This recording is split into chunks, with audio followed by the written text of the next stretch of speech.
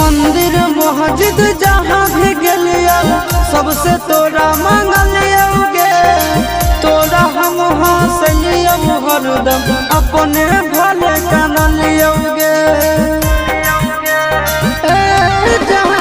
मंदिर मस्जिद जहाँ भी गलिया सबसे तोरा मांगलियोगे, तोरा हम हंसलियो हरदम अपने भले कानलियोगे।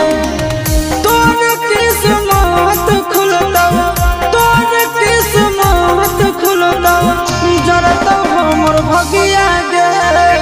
बसवे के डोलिया जानू, बस